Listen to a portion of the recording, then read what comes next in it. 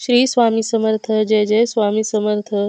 अनंत कोटी ब्रह्मांड नायक राजाधिराज योगीराज अक्कलकोट निवासी सद्गुरू श्री स्वामी समर्थ महाराज की जय. कसे आहात सर्व स्वामी भक्तांनो? तुम्ही सदैव आनंदी राहा हीच स्वामींच्या चरणी प्रार्थना. तुमच्या सर्व चांगल्या इच्छा स्वामी महाराज पूर्ण करोत आणि आजचा दिवस तुमचा आनंदात जाऊ ही स्वामींच्या चरणी प्रार्थना. प्रथम तुम्हा सर्वांचं खूप खूप मनापासून स्वागत आहे. तुमच्या अनुभवांनी बनलेला भक्त आम्ही स्वामींचे या चॅनलमध्ये मी शुभांगी पोळ तुम्हा सर्वांचं खूप खूप मनापासून स्वागत करते. श्री स्वामी समर्थांची भक्ती करणारे प्रत्येक भक्त हा भाग्यवंत आहे, कारण साक्षात ब्रह्मांड नायक श्री स्वामी समर्थांनी त्या भक्तांची स्वतः भक्ती करण्यासाठी निवड केलेली आहे. त्यामुळे साक्षात श्री स्वामी समर्थ हे तेव्हाच आपल्या भक्तांना सेवेमध्ये घेत असतात जेव्हा ते त्यांच्यावरती प्रसन्न असतात. तर मित्र आणि मैत्रिणींनो, खरोखर श्री स्वामी समर्थांची सेवा करण्यासाठी भाग्य असावे लागते. आजचा अनुभव देखील एका सुंदर अशा स्वामी भक्त ताईंचा आहे आणि त्या ताई पुण्यामध्ये राहणाऱ्या आहेत. त्यांच्या आयुष्यामध्ये स्वामींनी कोणकोणते चमत्कार केलेले आहेत, चला तर त्या ताईंच्या शब्दामध्ये ऐकूया. चला तर मग ताई सांगायला सुरुवात करतात. ताई सगळ्यांना श्री स्वामी समर्थ. श्री स्वामी समर्थ. हा, आणि मी स्वामी समर्थामध्ये कशी आले, मी 4-5 वर्षापूर्वी. नाही, नाव नाही सांगायचं ताई. हा, मी पुण्यातनं फक्त बोलते. आणि मी एकदा अक्कलकोटला, माझा मुलगा, मी आणि आमची पोस्टवाली वगैरे आम्ही असे अक्कलकोटला जाऊन आलो. पण तेव्हा सुद्धा म्हणजे मला काही माहित नव्हतं स्वामी समर्थांचं. पण आपलं गेलो, दर्शन घेतलं, जेवण वगैरे तिथं केलं, संध्याकाळी रवाना झालो. म्हणजे तुम्ही असंच गेला होता का अक्कलकोटला? आता नाही, लॉकडाऊनच्या आधी. हो ना, पण स्वामींविषयी काही माहित नव्हतं तरी पण तुम्ही असंच म्हणजे. मला माहित काही नव्हतं, पण माझ्या घरी जे पोस्टवाल्या येतात ना ताई, तर त्यांनी मला माझे आता जे प्रॉब्लेम झाले तर त्यांना माहिती आहे.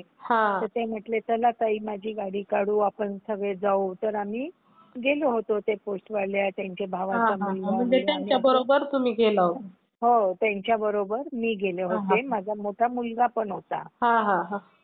आणि त्याच्यानंतर मग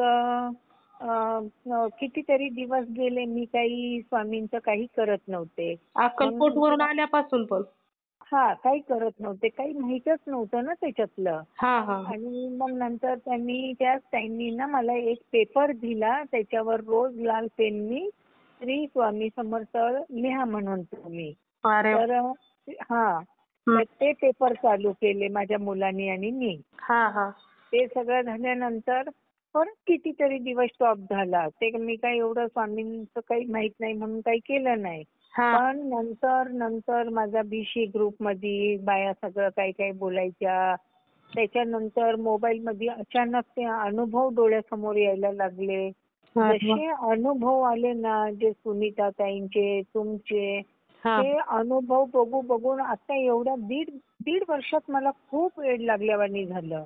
म्हणजे मला चैनच पडत नाही. मी उठता, बसताना, जेवताना, मी पीठ मळताना, चपात्या करताना, भाजी निवडताना स्वामी समर्थांचे अनुभव ऐकत राहते.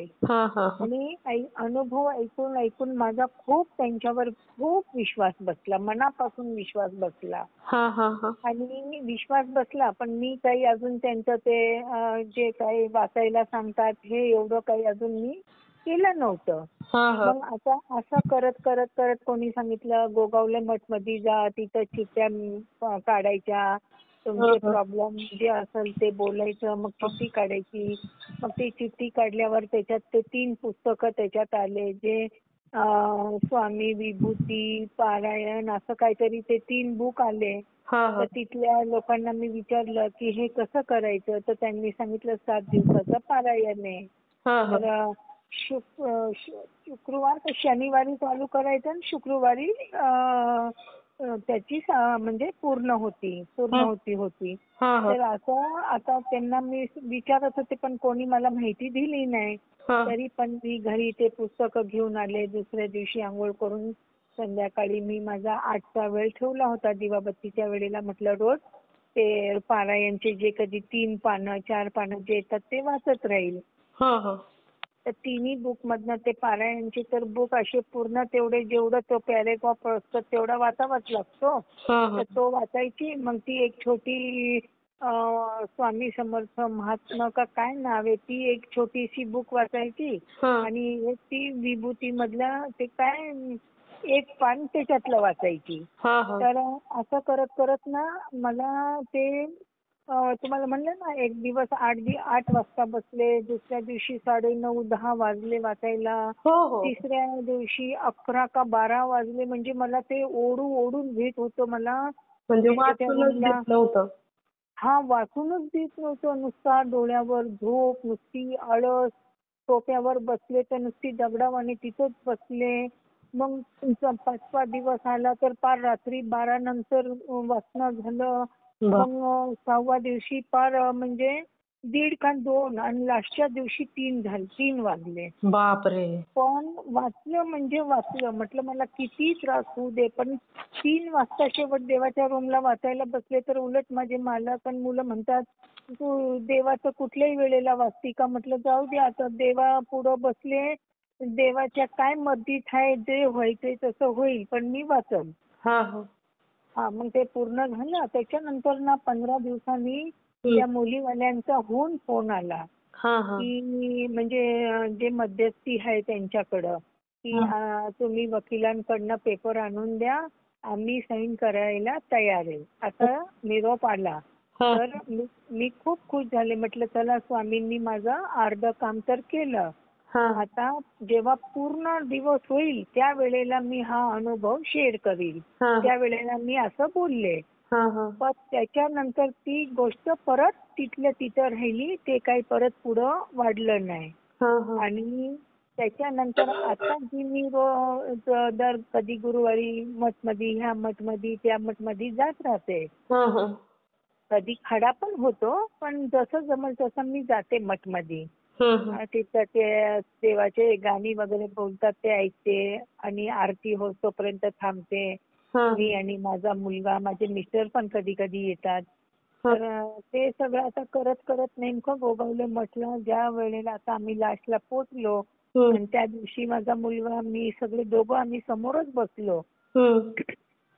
आणि मी डोळे बंद करून स्वामींना बोलतच होते की स्वामी मी तुमची तर सेवा भक्ती काही करत नाही.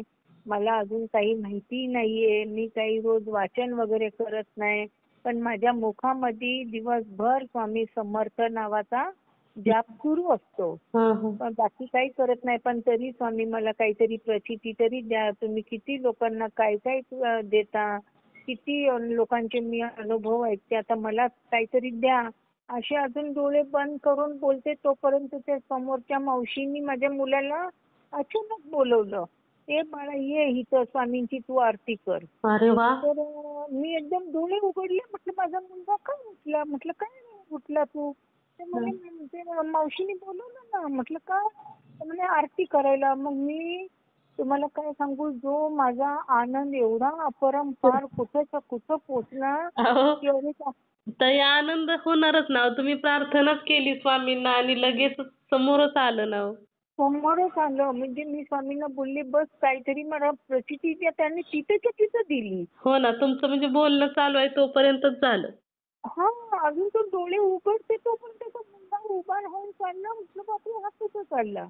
आणि खूप छान माझ्या मुलाच्या हाताने आरती झाली. मला खूप म्हणजे स्वामींच्या बद्दल किती गुणगान करू आता मला ते एवढं सांगता पण येणार नाही.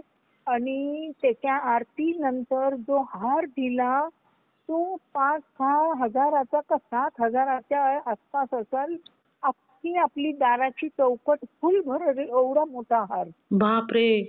म्हणजे वर्ण लावल्यानंतर दोन्ही बाजूनी जेव्हा सोडतो एवढा मोठा हार.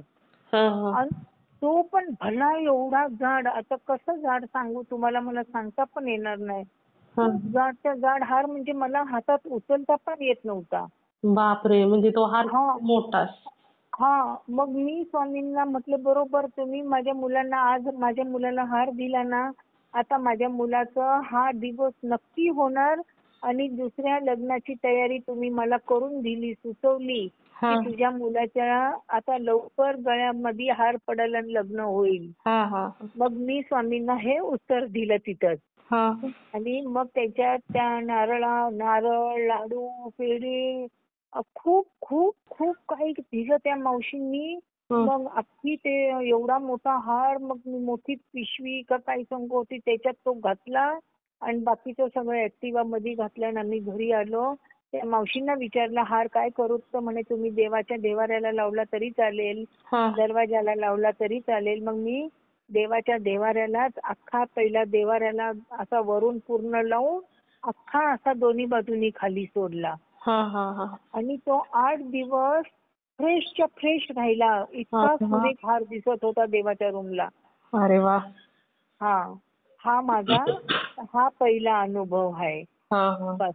आणि आता देवानी माझ्या मुलाचा हा डिवोर्स व्हावा, त्या लोकांनी लवकर यावं, लवकर डिवोर्स साठी तयार व्हावं आणि माझ्या मुलाचं हे सुटून दुसरं लग्न लवकर व्हावं. बस स्वामींपुढं माझी आता ही एक मागणी आहे. अजून एक मुलगा आहे त्याचं पण आणि ह्या मोठ्याचं पण पटकन व्हावं, बस ही माझी अपेक्षा आहे आता देवांपुढं. त्या मुलीचं काय मत आहे, म्हणजे तुमच्या मुलाच्या पत्नीचं? नाही, त्या मुलीचं पण कसं आहे ताई सांगू का, तिला करायचंच नव्हतं. घरच्या लोकांनी जबरदस्तीने लग्न केलंय आणि थोडंसं डोक्यामध्ये तिला त्रास पण आहे. आणि तिला करायचं पण नव्हतं आणि 5च दिवसात गेलीये. आपण काही हकलली नाही, काही केलं नाही. 5च दिवसात ती गेलेली आहे. अरे अरे. 3 महिने मुलगा घ्यायला गेला तरी त्या लोकांनी त्यावेळेला पाठवली नाही. मग तुम्ही स्वामींना केली ना प्रार्थना, मग सेवा वगैरे घ्यायची ना? आता जे ते तुम्ही म्हणता ना सेवा घ्यायची, तर आता तिथं काय प्रॉब्लेम आला सांगू का, आज लगभग 2-4 महिने झाले माझ्या घरात एक पण बाई कामाला नव्हती. एकीने चोरी केली, एक गावाला गेली, म्हणजे अशा माझ्या सगळ्या बाया सुटल्या. तर घरात माझ्या बाई नाही, घरात छोटा नातू, मला एकटीवर माझं सगळं घराचा भार माझ्या एकटीवर आला. माझं काम उरकना, माझी तब्येत वर खाली व्हायला लागली. त्यामुळं मला ते सेवा घ्यायची, करायची काही झालं नाही. तुमच्याकडनं किती घाईनी केंजळे दादांचा नंबर घेतला, तर मी फक्त एकदाच लावला तर लागला नाही आणि त्याच्यानंतर ना लावण्याचा मोकाच आला नाही. काही ना काही माझ्या मागं अडचणीच उभ्या राहिल्या. नातू कोणाचा आहे मग? नातू कोणाचा आहे? माझा 2 नंबरवाला मुलाचं लग्न जे झालं ना, आता 2 वर्ष होईल या 7 तारखेला.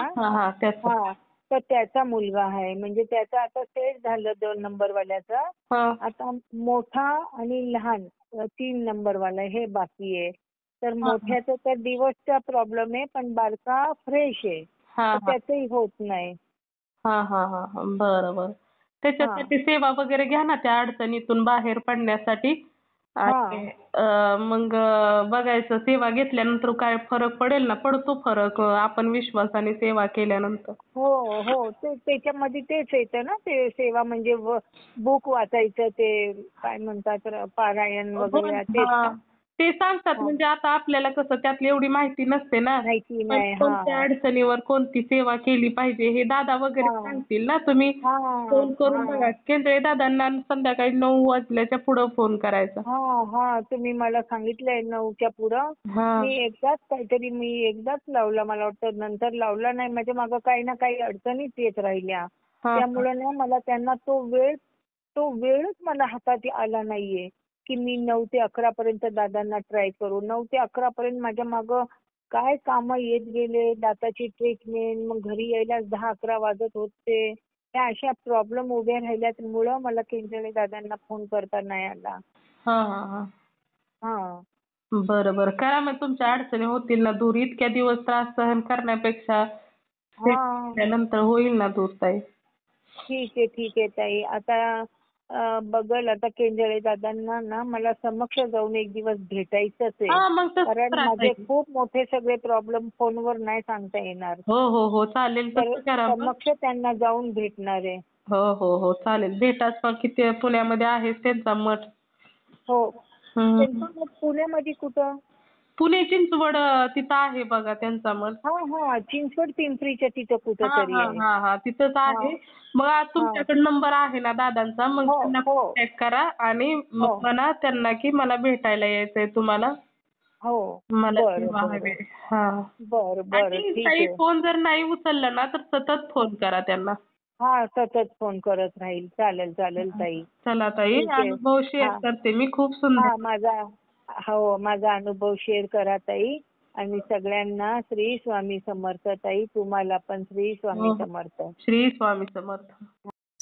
मित्र आणि मैत्रिणींनो, बघा या ताईंना आलेले अनुभव असेच असतात. जेव्हा स्वामींजवळ मनापासून एखादी गोष्ट मागितली जाते आणि तुम्ही केलेली सेवा जेव्हा स्वामींपर्यंत पोहोचत असते, तेव्हा स्वामी आपल्या भक्तांची प्रत्येक इच्छा ही पूर्णच करत असतात. मित्र आणि मैत्रिणींनो, त्यासाठी स्वामींवर तेवढाच विश्वास असायला हवा आणि निशंक मनाने त्यांची सेवा केलेली असावी. तेव्हा स्वामी आपल्या भक्तांना खूप सुंदर सुंदर अनुभव देतातच. कारण ते नेहमी आपल्या भक्तांना म्हणत असतात की भिवू नकोस, मी तुझ्या पाठीशी आहे. आणि त्यांची जर सेवा केली, ते जर भक्तांवरती प्रसन्न झाले, तर तुम्हीच विचार करा की स्वामी त्यांच्या आयुष्यामध्ये किती सुंदर सुंदर लीला करतील. खरोखरच या पुण्यामध्ये राहणाऱ्या ताईंचा अनुभव खूप सुंदर होता. तुम्हा सर्वांना या ताईंचा अनुभव कसा वाटला मला नक्कीच कमेंट करून सांगायचं आहे. त्याचबरोबर श्री स्वामी समर्थ लिहायला देखील विसरायचं नाही. तर जर तुम्हाला स्वामींचा एखादा अनुभव आलेला असेल तर मी इथे नंबर दिलेला आहे. या नंबरवरती तुम्हाला आलेला स्वामींचा अनुभव हा नक्की शेअर करायचा आहे. जेव्हा तुम्हाला आलेला एक अनुभव तुम्ही शेअर करता, तेव्हा स्वामी तुम्हाला अजून सुंदर सुंदर अनुभव तर देतातच. त्याचबरोबर तुमचा अनुभव ऐकून जर एखादा व्यक्ती स्वामींच्या सेवेमध्ये आला तर याचे पुण्य तुम्हालाच मिळणार आहे. त्यामुळे तुम्हाला आलेला स्वामींचा अनुभव हा नक्की शेअर करायचा आहे. जेव्हा तुम्ही तुमचा अनुभव शेअर करता, तेव्हा जर एखादा व्यक्ती स्वामींची सेवा करायला सुरुवात केली तर यापेक्षा स्वामी सेवेचं खूप मोठं भाग्य नाही. त्यामुळे तुम्हाला हे भाग्य मिळालेलं आहे. आणि त्याचबरोबर ब्रह्मांड नायक श्री स्वामी समर्थांनी तुम्हाला अनुभव दिलेत, यापेक्षा मोठी गोष्ट नाही. आणि त्यांनी त्यांचं काम केलेलं, आता तुमचं काम आहे की तुम्हाला आलेला स्वामींचा अनुभव हा नक्की शेअर करायचा आहे. त्याचबरोबर आपला हा चॅनल भक्त आम्ही स्वामींचे या चॅनलचं एकच ध्येय आहे, ते म्हणजेच भक्ताने भक्त स्वामी भक्त वाढवायचे आहेत आणि प्रत्येकाचे जीवन हे स्वामीमय करून टाकायचे आहे. प्रत्येकावरती स्वामींची कृपा ही झालीच पाहिजे, यासाठी तुम्हाला आलेला स्वामींचा अनुभव हा नक्की शेअर करायचा आहे. तर मित्र आणि मैत्रिणींनो, तुम्ही सर्वांनी मिळून माझा व्हिडिओ शेवटपर्यंत ऐकला त्याबद्दल मी मनापासून तुम्हा सर्वांची खूप खूप आभारी आहे. पुन्हा भेटूया श्री स्वामी समर्थांच्या अशाच एखाद्या सत्य अनुभवाबरोबर. तोपर्यंत तुम्ही सर्वजण नेहमी सुखी राहा, समाधानी राहा, आनंदी राहा आणि श्री स्वामी समर्थांचं नामस्मरण करत राहा. श्री स्वामी समर्थ. जय जय स्वामी समर्थ. धन्यवाद.